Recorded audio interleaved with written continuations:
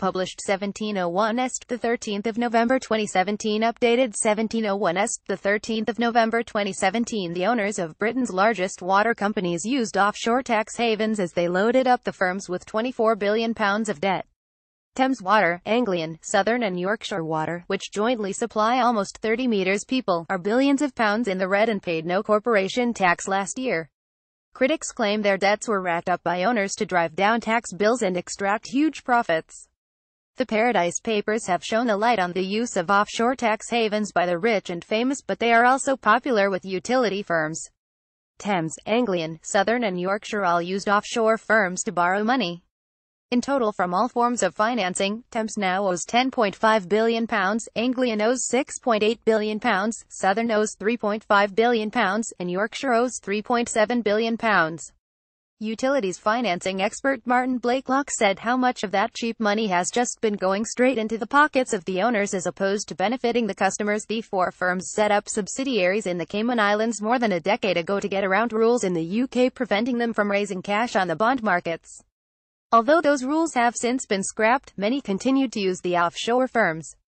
Often interest payments made through havens do not incur tax as they would in the UK. Analysis of accounts by the Mail suggests money has been lent between different parts of the companies, generating interest payments that reduce taxable profits.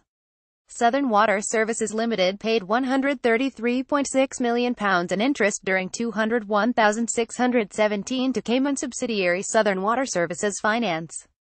Southern Water Services Limited ended the year with an £84.9 million tax credit. Thames Water Utilities Limited paid £356.8 million on interest on intercompany loans, and ended up with a tax credit of £70.3 million. The firm has paid no corporation tax since 2006. Anglian Water Services Limited paid £286.5 million in interest to subsidiaries while earning £192 million in interest from other parts of the company. It ended the year with a tax credit of £37.9 million. Anglian Water Group has issued bonds via a UK company with a Cayman holding company it says is dormant. Yorkshire Water Services Limited paid £198 million interest on intercompany loans, and ended up with a £101.5 million tax credit. Thames former owner Macquarie and fellow shareholders paid themselves £2.6 billion in dividends between 2006 and last year, while the firm faces huge fines for leaks. Water firms stress they are allowed to delay corporation tax to encourage investment. Anglian said it had invested £1 billion in the region and paid £210 million in taxes. Ofwat, the water regulator, is unhappy about the offshore structures, warning the sector faces a huge crisis of public trust. It also wants companies to bring debt down, and is expected to introduce tougher rules on the amount they can charge customers. Aileen Armstrong, Senior Director for Finance and Governance at Ofwat, said it's clear that many people don't like the idea of public monopoly utility companies relying on complex financial arrangements. Yorkshire Water says it plans to close its subsidiary. Thames and Anglian have also indicated they might do so. A Thames Water spokesman said both Thames and its Cayman financing company were resident in the UK for tax purposes. He said there is no tax benefit associated with the companies being registered in the Cayman Islands, and the companies operate and are managed wholly from our UK office. An Anglian Water spokesman said its Cayman firm is dormant and serves no purpose.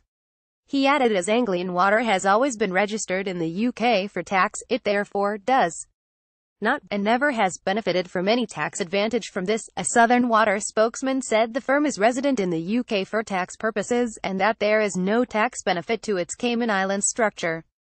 Yorkshire Water said it was taking steps to remove unnecessary offshore structures and pays all tax in. Finance Director Liz Barber added, our policy is not to enter into transactions that have a main purpose of gaining a tax advantage, and not to make interpretations of tax law that are opposed to the original published intention of the law.